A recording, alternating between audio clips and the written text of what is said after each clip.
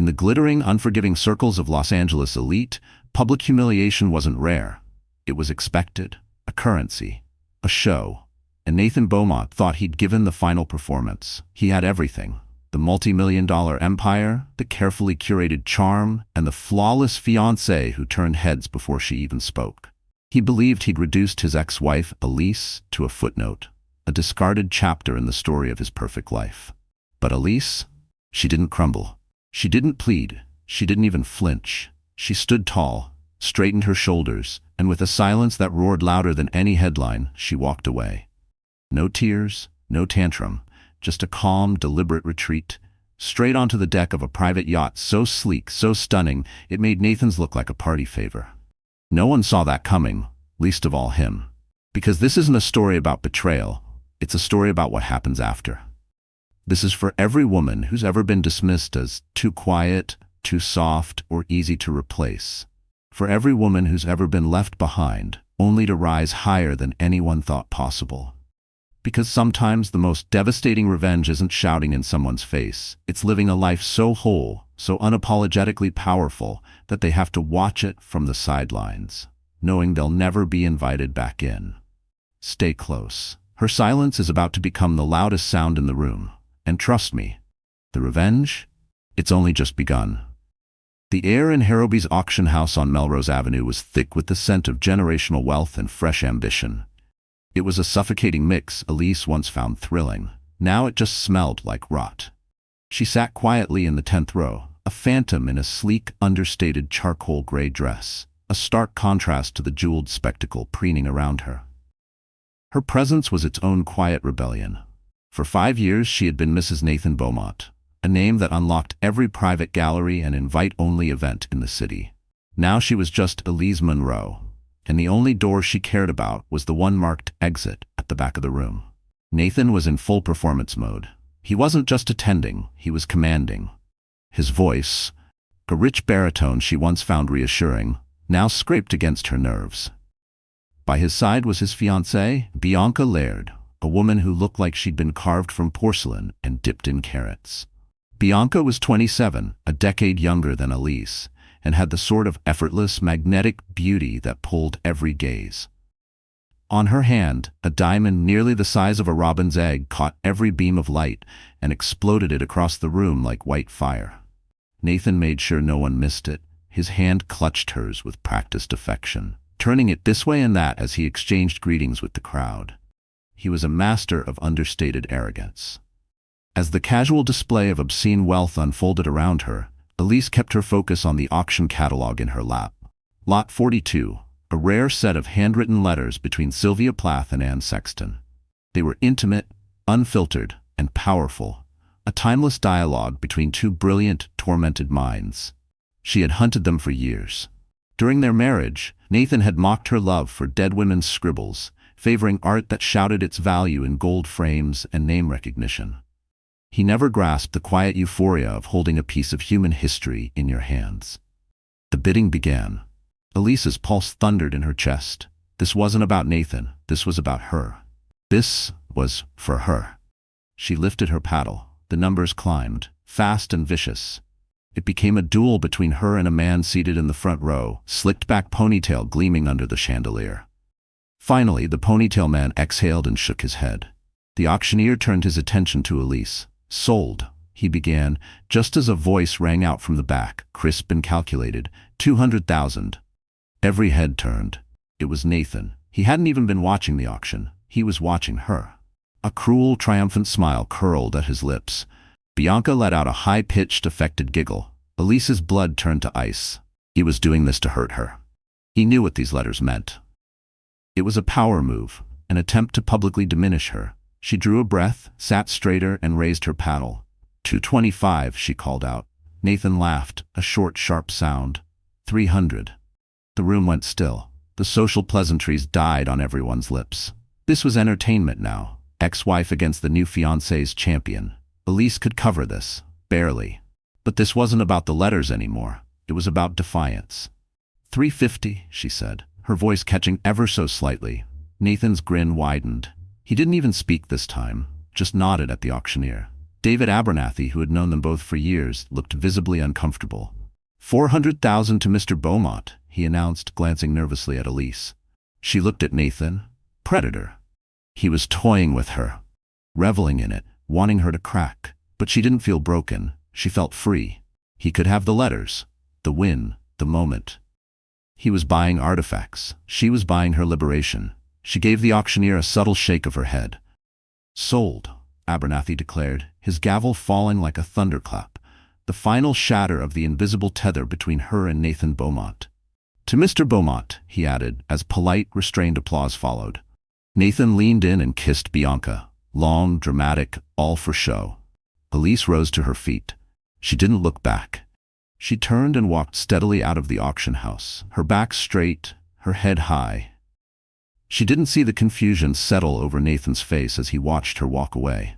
He had expected tears, a dramatic scene, a public unraveling.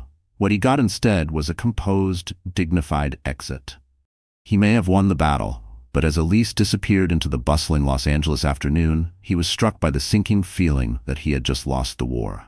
He lifted the letters, the ones he didn't even want, and for the first time felt the emptiness of his so-called victory. The ghost had walked out, but her presence lingered, a haunting silence suspended in the rarefied air. 2 days later, the sky above Marina Harbor in Newport Beach was painted a flawless shade of blue. It was the kind of morning that made the sunlight bounce off the row of luxury yachts docked along the private pier, glinting like floating diamonds. Elise Monroe stood at the edge of the promenade, a worn leather duffel bag at her feet, watching the water sparkle like a promise. She was dressed for travel, cream cashmere sweater, black slacks, and minimalist flats. She was heading to London for a literary convention, a trip she'd planned months in advance, a quiet celebration of her newly untethered life aboard a $50 million yacht. But standing there alone, amid the lull of gentle waves and distant seagulls, a flicker of uncertainty passed through her. For a moment it all felt too quiet, too calm.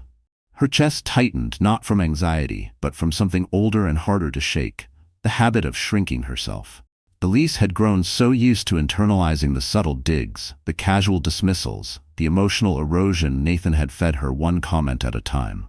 Now that she was finally free, the silence echoed too loudly. Was she strong, or just running? Her grip tightened on the leather handle of her duffel as she shook the thought off. Not today. This wasn't doubt. It was residue. And she refused to carry it aboard with her.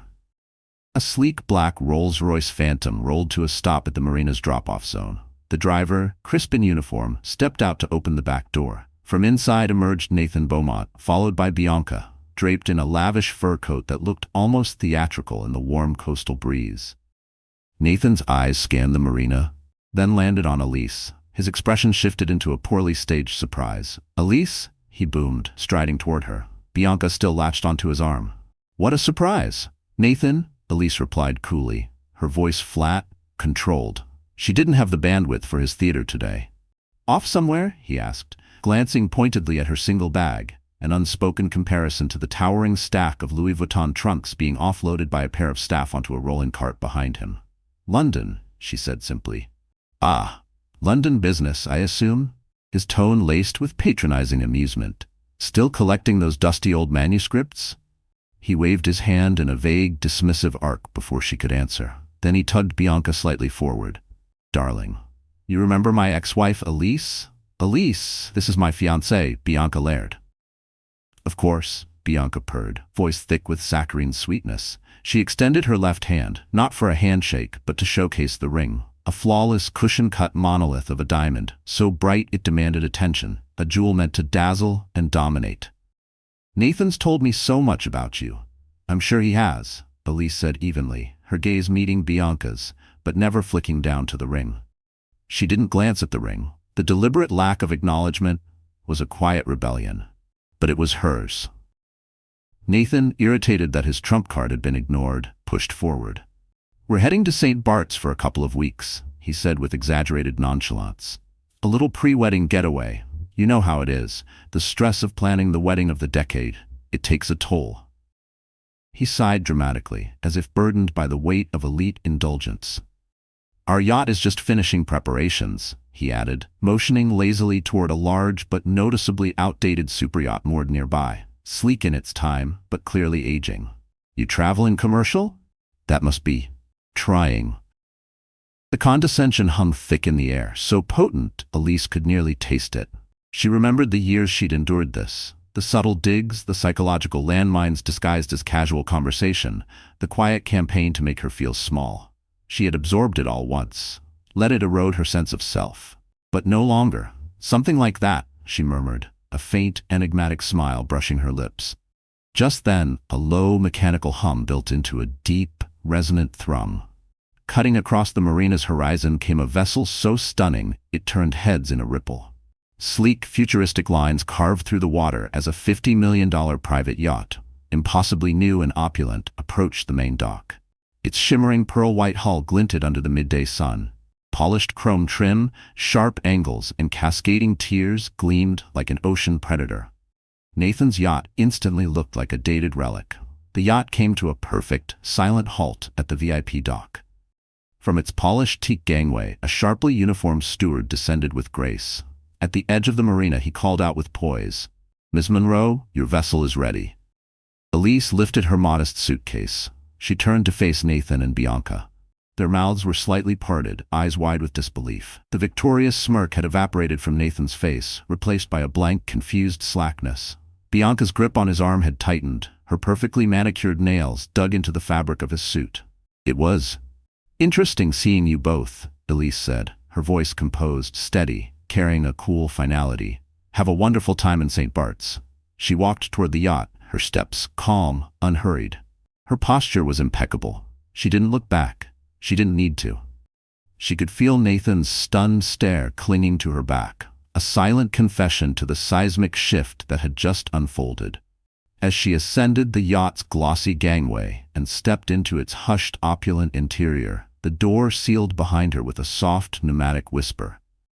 Nathan Beaumont remained on the dock, his fiancée's enormous diamond suddenly seeming small and forgettable beneath the shadow of the vessel that had just taken his ex-wife away. The ghost of his past hadn't merely returned, she had transcended, and he had no idea who he was dealing with now. The interior of the yacht was a masterpiece of refined elegance. No gaudy gold, no overcompensated flash, just soft grays, buttery cream leather, and dark wood accents that hummed with restrained wealth. Everything Nathan would have called boring. Everything Elise now called peace. It was spacious, silent, and serene. As Elise settled into a plush lounge chair inside the main salon of the yacht, a deep calm settled over her, a kind of peace she hadn't realized she'd been missing for years. From the forward stateroom, a man appeared, a tumbler of amber liquid in his hand. He was tall, with a lean, athletic frame that not even his impeccably tailored linen suit could disguise. His dark hair was streaked with distinguished hints of silver at the temples, and his eyes, an unusually sharp shade of blue, crinkled warmly as he smiled. This was Julian Croft. "I caught that little show back on the dock," he said, his voice a smooth, pleasant murmur. "I almost sent the steward out with a bowl of popcorn." He handed her a glass of chilled water. "You all right?" "I'm better than all right," Elise said, taking a sip. "I think I just dropped the last 10 pounds of a very toxic marriage," Julian chuckled, a warm, genuine sound that filled the yacht's elegant interior. He lowered himself into the seat opposite her. "Nathan Beaumont," he said, shaking his head. "After you first mentioned him, I had my team do a little background check. Classic narcissist, flash without foundation." He raised his glass. "Men like that? Their entire self-worth depends on how others see them, and that makes them incredibly brittle."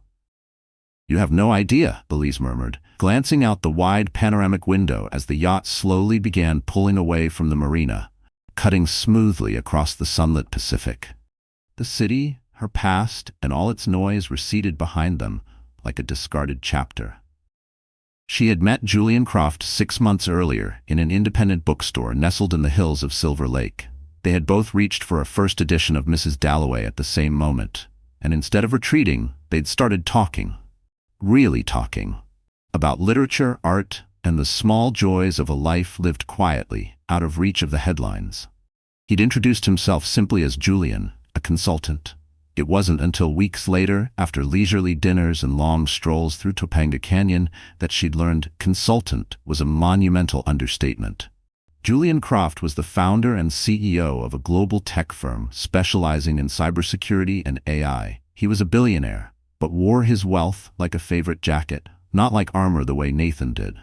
He was intensely private, rarely photographed. His name appeared more often in research papers than in gossip blogs. He was flaunting her ring, Elise said, a small, amused smile playing at her lips. It was the size of a doorknob. "And you," Julian replied, his blue eyes twinkling, "countered with a $50 million yacht. That's a rather elegant checkmate." "That wasn't the goal," she said softly, though she couldn't quite deny the small, delicious thrill she'd felt. "But I'm not gonna lie, it felt good." "Good," Julian said gently. "You spent too long shrinking yourself to make a small man feel important. That chapter's over." He reached across the teak table and took her hand. His touch was warm, steady, and grounding. "How about the Sylvia Plath letters?" Julian asked gently. Elise's heart dimmed for a beat. "He bought them," she said. "Outbid me at Harrowby's. It was deliberate, cruel." Julian was quiet for a moment, his expression unreadable. Then he nodded, taking a thoughtful sip of his drink. "Well, maybe that's not such a bad thing," he said. "Sometimes, to make space for what's ahead, we have to release what we thought we needed." He shifted the conversation, asking about the upcoming London book fair, the rare dealers she hoped to meet, the lectures she was looking forward to. Her eyes lit up as she described it all, her voice animated, her hands gesturing with quiet excitement, and Julian listened, really listened. His attention was undivided, steady. He wasn't indulging her, he was engaged, invested. That, more than the $50 million yacht gliding across the Pacific or the sheer financial muscle behind it, was the measure of the man. He saw her, the real Elise, the woman who cherished dusty books and quiet, sunlit afternoons. With Nathan, she'd been a trophy, an elegant accessory meant to complement his image. With Julian, she was an equal, a partner. As the yacht cruised farther from the shoreline, chasing the sun across the open water, Elise felt something inside her realign. The turmoil of her past had finally leveled into calm.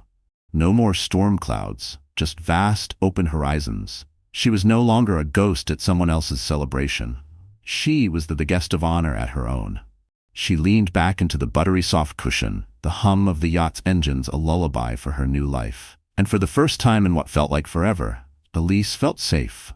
Fully, deeply safe. The man across from her wasn't just her billionaire partner. He was her safe harbor, the steady presence that had pulled her out of a life she didn't even realize she was drowning in. And together, they were moving toward a future that she finally wanted to run toward. Back at the dock, Nathan Beaumont stood rooted to the spot, long after the yacht's gleaming silhouette had become a mere glint on the sea's edge.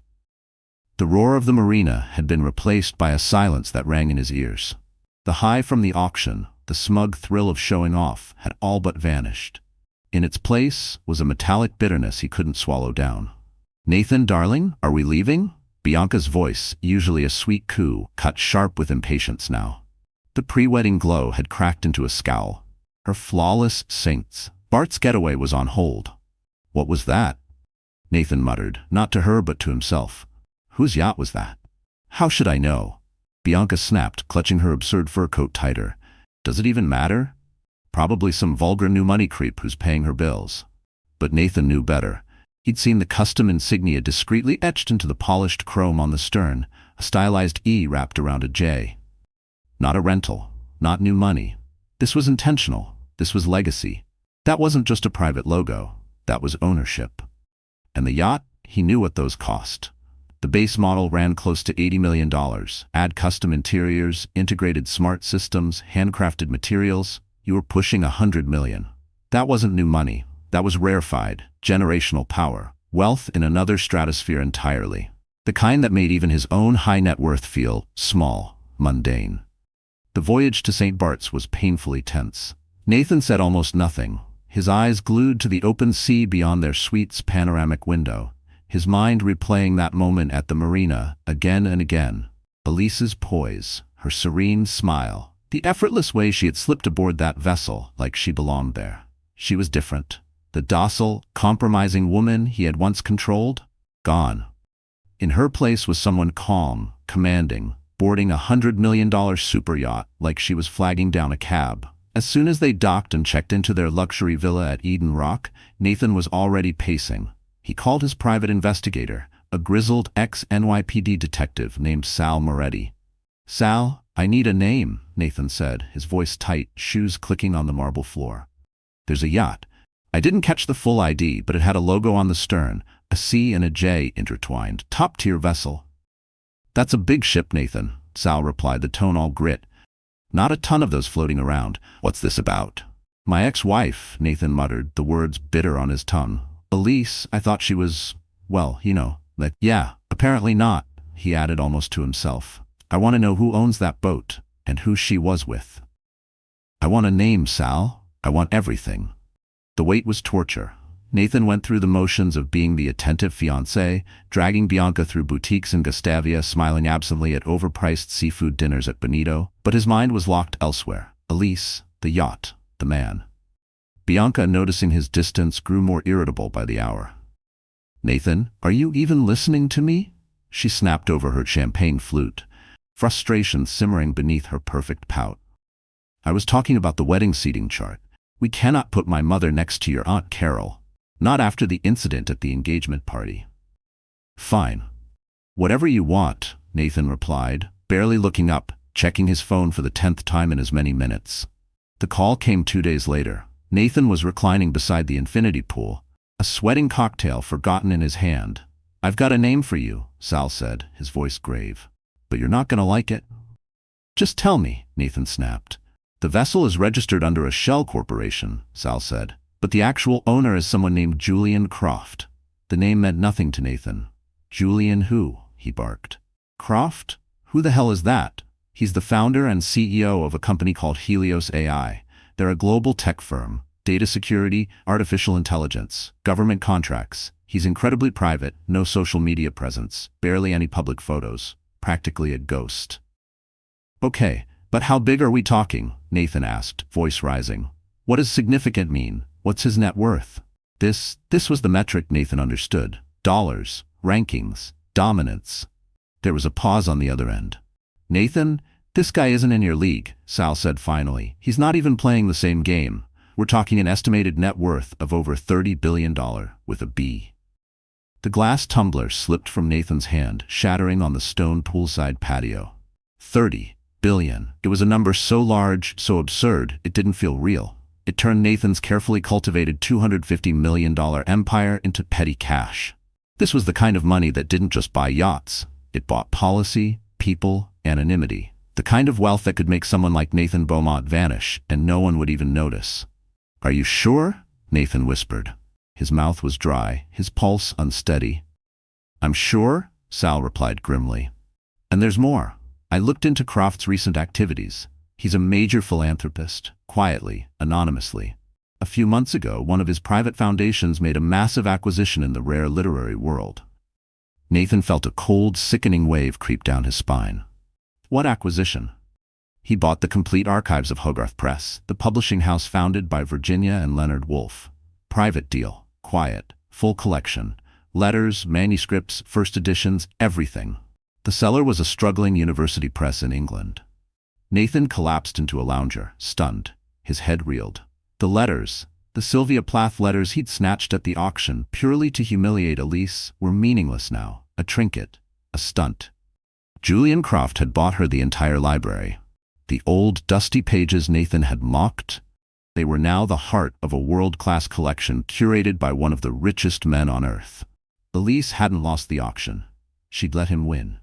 A distraction, a flicker of drama, while she was quietly claiming something far, far bigger. He glanced over at Bianca, still lounging by the infinity pool, angling her phone for the perfect selfie, her lips pursed like she was preparing for battle with the front-facing camera. He looked at the diamond on her hand, the ring he'd once viewed as his crowning symbol. Now it looked gaudy, cheap, a desperate grasp for significance. His kingdom, built on borrowed charm and fragile pride, was crumbling, and in its collapse a terrifying new truth emerged. Elise Monroe, the woman he thought he'd discarded, was now beside a man who could buy and sell Nathan 100 times over without blinking. The unraveling of Nathan Beaumont had begun. The annual Conservation Gala at the Metropolitan Museum of Art was the glittering pinnacle of New York's social calendar. It was a night of grandeur, where fortunes were pledged, reputations recalibrated, and the city's unspoken hierarchies put on full, sparkling display. For Nathan Beaumont, it had always felt like home turf, a stage where his status gleamed brightest. But this year, the balance had shifted.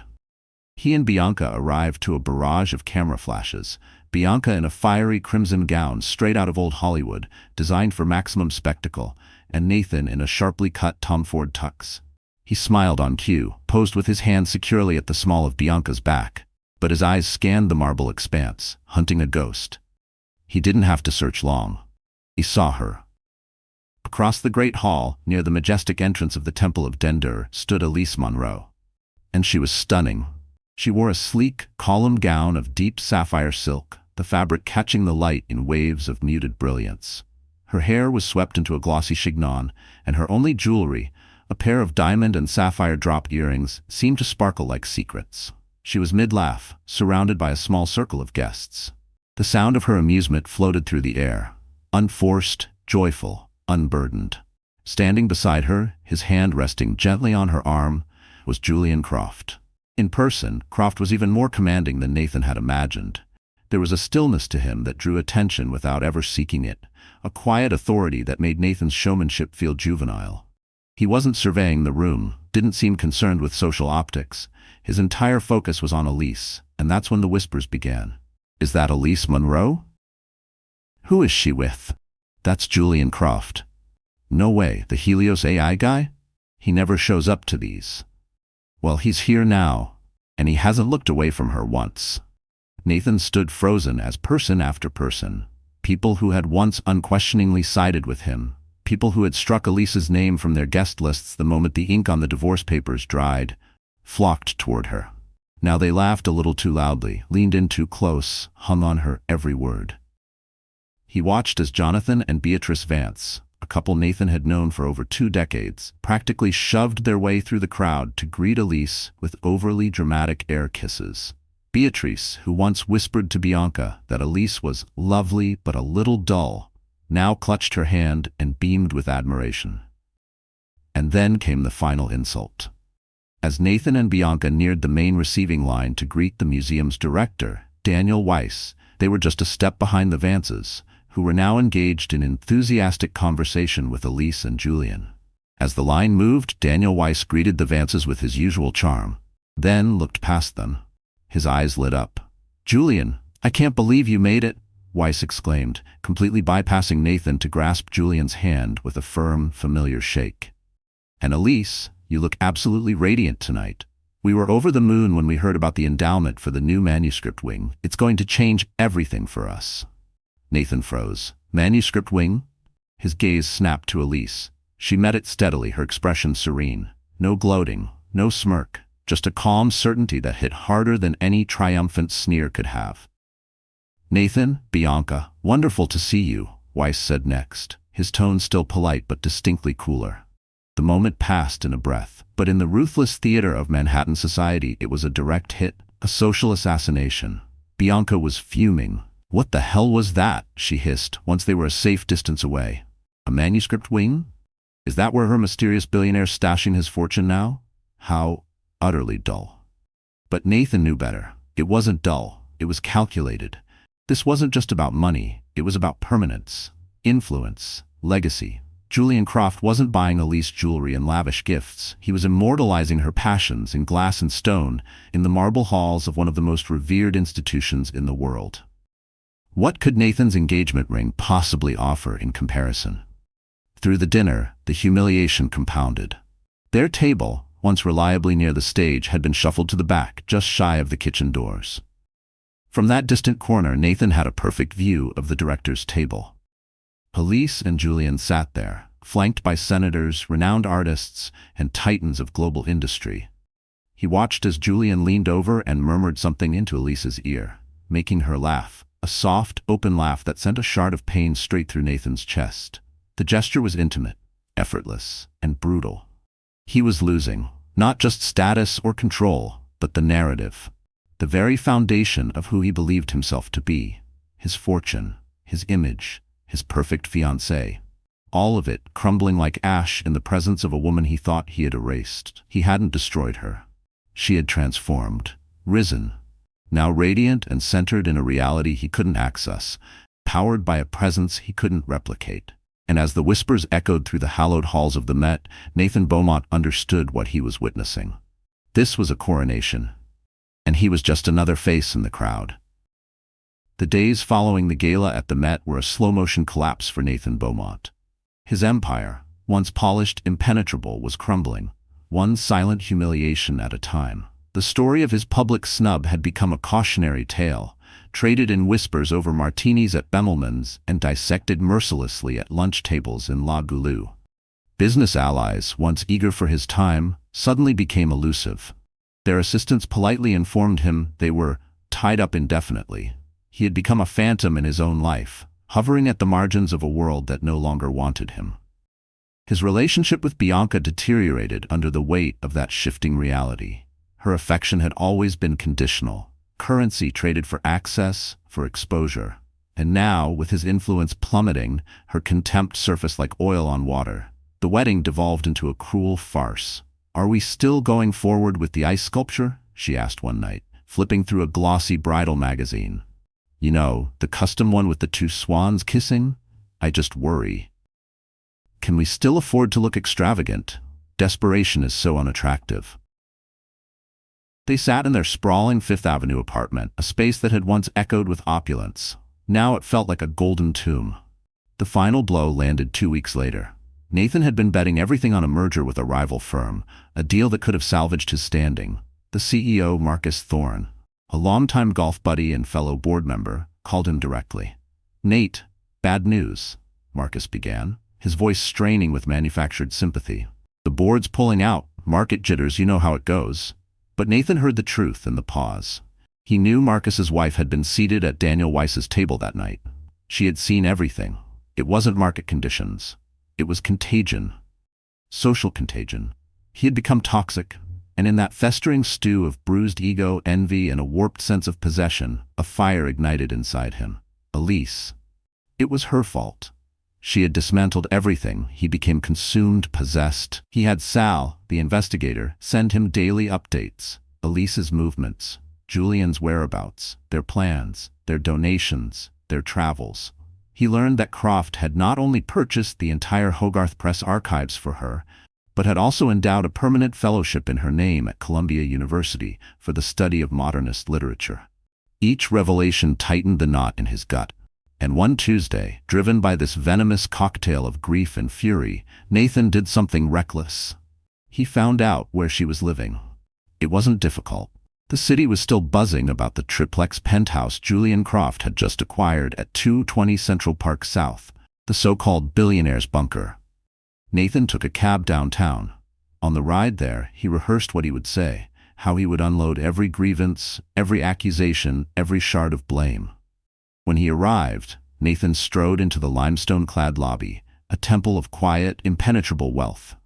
The kind of place that whispered power rather than shouted it. The doorman, a man Nathan would have once tipped a crisp 100 without blinking, looked at him with professional disinterest. "I'm here to see Elise Monroe," Nathan announced, his voice just a bit too forceful. "Is she expecting you, sir?" the doorman asked, unmoving. "We're old friends," Nathan lied, the words burning like acid in his mouth. He adjusted his cuff to flash his Patek Philippe watch like a badge, a relic of former clout. The doorman didn't flinch. Nathan's name didn't open doors anymore. Eventually, he had to burn a favor, call in a contact on the building's board just to get access. The humiliation of it only stoked the fire already churning in his chest. He rode the private elevator, its brushed bronze walls catching distorted reflections of his anger. His heart thudded in his chest. Wild and uneven. The ascent was smooth, too smooth, like a procession to his own reckoning. When the elevator doors opened directly into the penthouse foyer, the air left his lungs. It wasn't just spacious, it was exquisite, a quiet, masterful declaration of taste and refinement. The kind of wealth Nathan had spent a lifetime pretending he understood. The marble underfoot was white, veined with gentle gray.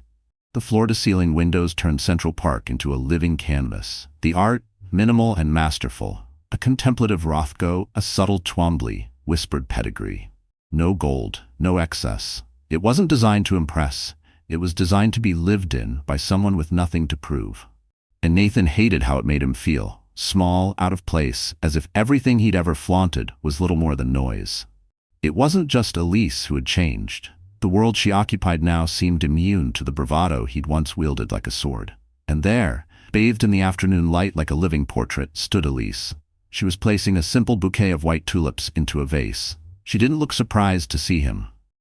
Just tired, not startled, not scared, just worn down, as if dealing with him was a chore she had long since resigned herself to. "Nathan," she said, her voice a flat, colorless note. "You shouldn't be here." "I needed to talk to you," he bit out. He stormed into the room. "What is this, Elise? What the hell are you doing?" "I'm arranging flowers," she replied calmly, too calmly. Her stillness was infuriating. "Don't play games with me," he snapped, voice rising. "This?" He swept his arm toward the panoramic view. "The gala, the jet, the penthouse. Who the hell are you? You're my wife. You were a librarian's daughter from Ohio. I found you. I made you. You were perfectly content with a book and a cup of tea. I still am," Elise said quietly, placing the last tulip in the vase. "You just never looked closely enough to see the rest of me." "You saw a reflection of yourself," Elise said, her voice low but steady. "And when I didn't match the image you projected, you got angry." "And him?" Nathan spit the words like venom. "Julian Croft. You leave me and immediately end up with one of the wealthiest men alive. Was that your plan all along? Play the shy little librarian until someone richer came along?" Elise finally set down the garden scissors she'd been using. She turned to face him fully, her gaze sharp, her composure unnervingly calm. Her eyes, once merely pretty to him, now burned with a fire that made his skin prickle. "No, Nathan, that's your narrative. That's how you operate. You measure people by their portfolios. But I fell in love with a man who listens, who respects me, who sees me as an equal." "His wealth?" She shrugged. "Incidental. It's his character I love." Nathan barked a bitter, incredulous laugh. "Character? You think a man like him gets to where he is by being decent? He's a shark, Elise, just like me." "No," she said quietly, quieter than before, and that near whisper hit harder than a scream. "He's nothing like you." She took a step forward. For the first time, Nathan felt something foreign curl in his gut. Fear. "And while we're talking about character," Elise continued, "maybe it's time we talk about yours." She walked to a sleek, modern desk and picked up a slim leather-bound folder. "Julian's team, his people, as you like to say, are very thorough. When he fell for me, he got concerned. Not threatened, just careful. So they looked into our past, our finances, our marriage." She opened the folder. "Do you remember the Beaumont Strategic Opportunities Fund? That private investment vehicle you started during our last year together? The one you said was too complicated for me to grasp?" Nathan stiffened. "Elise." "It became my business," she said, her tone dropping to ice, "when you forged my signature on the incorporation documents, making me a legal partner, without my knowledge. It became my business when you used that fund to hide assets during our divorce. And it became very much my business when you used it for insider trading, based on information you manipulated out of my father's closest friend at the SEC." She slid a sheet of paper across the glass desk. It was a wire transfer from the Beaumont Strategic Opportunities Fund to an offshore account, dated 2 days before a high-profile acquisition was publicly announced. A transaction Nathan had buried beneath a fortress of shell companies and plausible deniability, or so he thought. "This is a copy," Elise said, her tone even and unwavering.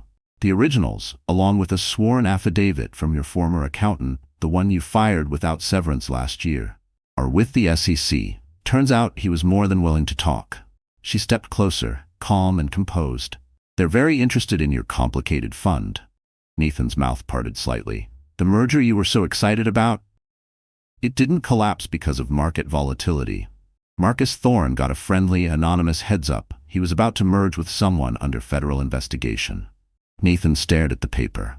Everything, his ego, his posturing, his rage, evaporated in an instant. All that remained was cold, paralyzing dread. He had been so obsessed with Elise's new life, so fixated on Julian Croft, that he never stopped to consider they might be looking back at him with a microscope. He had seen her as a ghost, not a reckoning. "Why?" he croaked, his voice barely a whisper. Elise looked at him, not with hatred, but with a deep, irrevocable sorrow. "You could have just let me go, Nathan. You could have taken your win at the auction, your new life, and moved on. But you couldn't. Your ego wouldn't allow it. You had to hurt me again. You had to prove you won. Well, congratulations. You've won. You've won an SEC investigation, the collapse of your engagement, and the total annihilation of your reputation." She walked past him toward the windows that framed Central Park, her silhouette glowing in the afternoon light. Her back to him. Permanently. "The doorman will show you out. Goodbye, Nathan." He lingered, frozen in place, surrounded by the quiet ruins of the life he once controlled. Then he turned and walked to the elevator. A hollow man, finally grasping what true loss meant. He hadn't just lost Elise, he'd lost himself. And the war was over. There was no question who had won. The Mediterranean sun wrapped Elise Monroe in a soft golden warmth. She reclined on a plush lounger aboard the Ataraxia, Julian's stunning 200-foot sailing yacht, slicing effortlessly through the turquoise waters of the Aegean Sea. The name Ataraxia was Greek, a philosophical term describing serene calmness, freedom from disturbance. It was the perfect name, the perfect life. 6 months had passed since that final confrontation in the penthouse. 6 months since Nathan Beaumont had walked out of her life and into the wreckage of his own. The fallout had been swift, brutal, and Elise had watched it unfold from afar, in silence. The SEC investigation had exploded onto the front page of the Wall Street Journal, a series of scathing exposés unraveling the entire Beaumont Opportunities scandal. They painted Nathan as he truly was, a man devoured by greed and self-importance. Bianca, in a move that surprised no one, had jumped ship. Her publicist released a carefully curated statement dripping with fake sincerity, citing irreconcilable ethical differences, and announcing Bianca's newfound devotion to transparency and female empowerment. Elise had read it with a bemused smile, then gone back to her book. The last Elise had heard, Bianca had been photographed clinging to the arm of a minor European prince, his title centuries old, his bank account woefully modern. She had simply traded one form of currency for another. Nathan, stripped of his company, his fiancée, and his standing, had been forced to sell off everything. His car, his plane, his Fifth Avenue apartment, all liquidated to pay for the legal disaster he'd brought on himself. He had vanished from the public eye, a disgraced headline now fading into a footnote in the society pages of New York's elite. Elise felt no satisfaction, only a quiet, solemn understanding that it had all been inevitable. He had built his empire on a crumbling ledge, and gravity had finally done its job. Julian stepped out from the main cabin of the yacht, a small silver tray in hand, 2 crystal glasses of chilled white wine and a plate of fresh figs and aged cheese. He settled onto the lounger beside her, a steady presence of warmth, the calm axis of her new world. "A message came through for you on the satellite comms," he said, handing her one of the glasses. "From David Abernathy at Sotheby's." Elise raised an eyebrow. "Oh, I thought I was off his list of serious buyers." Julian chuckled, eyes glinting with amusement. "Apparently you're back on it. The Virginia Woolf letters, those ones to Vita Sackville West, they're available again. Previous buyer defaulted." He let the words hang, soft in the golden Mediterranean air. "David asked if you'd be interested in acquiring them, quietly, before they go back to auction." Elise turned her gaze out across the vast open water. She remembered the feeling in that auction room, the hunger, the desperation, the way those letters had once represented escape, substance, purpose, meaning. She remembered the hurt of Nathan's spite, the sting of his petty performance, and just like that, she realized the longing was gone. "No," she said slowly. A genuine smile tugged at her lips. "Tell him thank you, but I'm not interested." That desire had never been about ink on paper. It had been about the ache to feel seen, to touch something real when everything around her had felt hollow. Now, she was living that realness. Each evening, she and Julian read to one another, argued philosophy over wine, designed syllabi for the literary fellowship they were launching next fall. Those letters had once been a symbol of yearning. Now she had everything they once promised. I have the real thing, she said softly, turning toward him. Her eyes shone. She kissed him, slowly, deeply, with a reverence she'd never known in her old life. I don't need to buy someone else's love letters. Julian smiled, full and warm, the kind that settled deep in the soul. I'm glad to hear that, he said. He reached over to the small table beside them and picked up a slim, leather-bound book Elise hadn't noticed before. Because I have something for you. Elise lifted the book gently. The leather was worn, soft beneath her fingers, a rich navy blue with no title, only a small embossed E in the corner. She opened the cover. On the first page, in Julian's elegant, unmistakable handwriting, were the words, "Collected Thoughts of Julian Croft on First Meeting Elise Monroe and Thereafter." She looked up at him, eyes wide with surprise and something deeper, something like awe. You wrote this? I started it the day we met, at that little bookstore, he said, a touch of pink brushing his cheeks. I started jotting down thoughts. After our talks, it's disorganized. My handwriting is atrocious, but it's all true. With trembling fingers, Elise turned the pages. Inside were fragments, snippets of conversations, literary quotes they had discussed, incomplete verses, poetic ramblings, but more than that, declarations. Intimate, honest, raw expressions of growing love. One entry, dated just a week after they'd met, read, "She speaks of books not as objects, but as old friends. Her love lies not in the price tag of a first edition, but in the soul of the words within. She is, without question, the rarest thing I've ever found, a person who is utterly and unapologetically herself." It was more powerful, more intimate than any collection of letters from dead authors could ever be. This was theirs. A history not curated for public consumption, but carefully, quietly, for her. It was proof that she had been seen, truly deeply seen, from the very beginning. Tears welled in Elise's eyes, blurring the ink, but they weren't the stinging, shameful tears she had once shed in bathrooms and backseats. These were tears of peace, of joy, of release. The ghosts were gone. The ring, the auction, the humiliation, it all felt like a shadow cast on someone else's story. She closed the book and held it to her chest. It was the most valuable thing she owned. She turned her gaze outward, across the sweeping deck of the Ataraxia, Julian's magnificent sailing yacht. The sea sparkled endlessly. The place where ocean met sky, nothing but blue and more blue. It was a horizon of possibility.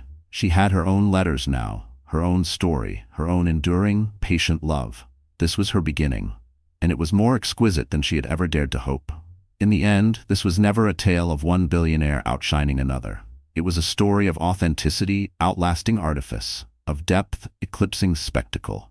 Elise Monroe didn't need rescuing. She only needed reminding. Reminding of who she was before the world tried to rewrite her. Julian Croft wasn't her savior.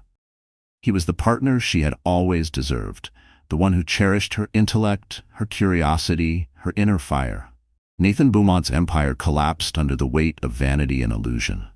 Elise's new life? It soared, like a yacht cutting effortlessly through calm waters, because it was built on something real, on truth, on respect, on love that doesn't shout but endures. So the story has come to an end, hasn't it? And you, our wonderful, resilient listener, you're still here. If you're hearing this now, I know something in this story touched you, not because it was grand or flashy, but because it whispered something true into your heart. This isn't just a tale of revenge or yachts or billion-dollar lives. It's a reflection of healing, of becoming. Like the Stoics taught us, it's not what happens to you, but how you react to it that matters. And Elise, our quiet heroine, did just that. She didn't shout, she didn't scheme, she simply chose herself. Too often, we shrink. We edit our worth down to fit the story someone else is writing for us. But the truth? You are the author. You decide how your next chapter unfolds. Elise's journey reminds us that true power doesn't come from the noise we make, but from the peace we choose.